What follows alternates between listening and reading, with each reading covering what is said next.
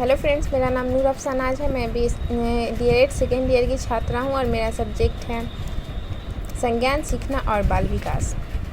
सीखने सिखाने को प्रभावित करने वाले कारक। सीखने सिखाने में मेमोरी की भूमिका एवं शैक्षिक निहितार्थ। स्मृति एंड मेमोरी।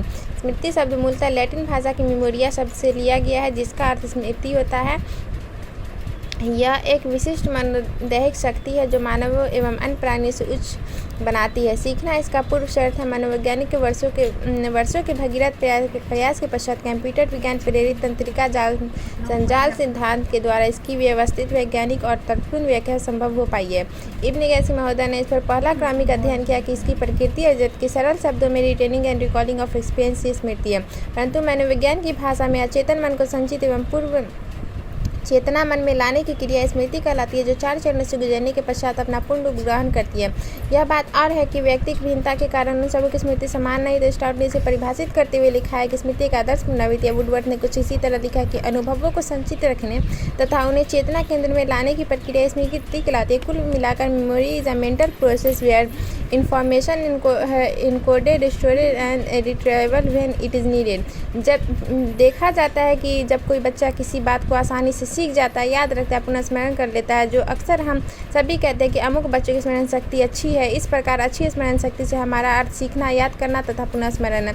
मनोवैज्ञानिक के अनुसार अचेतन मन में संचित अनुभवों को चेतना मन में लाने की क्रिया स्मृति कहलाती है। जब कोई बच्चा कोई घटना देखता है, यह घटना अपने पूर्ण अथवा अंश रूप से उसके अचेतन मन में संचित हो जाती है। किसी कारणवश जब व्यक्ति को इस घटना की याद दिलाई जाती है तो उक्त घटना पुनः उसी के रूप में उसके चेतन मन में आ जाती है।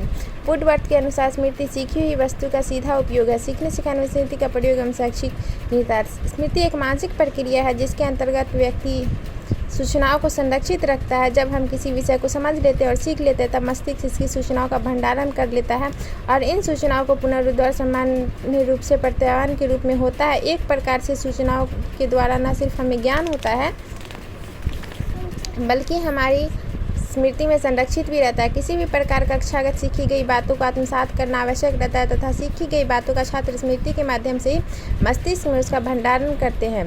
अधिगम या सीखने की प्रक्रिया करते समय विशेषकर स्मृति का उपयोग होता है। छात्र सीखने सिखाने की प्रक्रिया में प्रतीकों, शब्दों एवं अर्थों तथा उनके पारस्परिक संबंधों और सूत्रों का भंडारण करते हैं और इसी स्मृति के आधार पर वह प्रतीकों एवं उनके संबंधों का उपयोग करते हैं।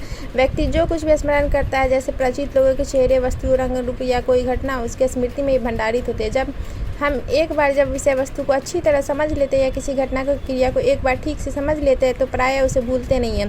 फिर भी कई बार कुछ महीनों या वर्षों से मूल भी भूल जाते हैं, उनकी स्मृति हो जाती है। इस प्रकार सीखने सिखाने की प्रक्रिया स्मृति की भूमिका में अत्यंत महत्वपूर्ण है। विभिन्न शैक्षिक क्रियाकलाप सीखने के बाद हमारे स्मृति पटल अंकित हो जाते हैं, जिन्हें हम फिर नहीं भूलते। स्मृति के अंग। स्मृति 4 चरणों से होकर अपने पूर्ण स्वरूप में आती है। पहला, सीखना। किसी बात अथवा तथ्य की स्मृति के लिए उस तथ्य को सीखना अनिवार्य है। दूसरा, धारण। सीखी गई बातों को अपने मनोमस्तिष्क में धारण करना। पुनः स्मरण। मस्तिष्क में संचित बातों तथ्यों को चेतना केंद्र में लाना। चौथा, पहचान। जब हम उन बातों को अपने चेतना मन में लाते हैं, तब हम उस बातों को पहचानने, याद करने में सफल हो पाते हैं।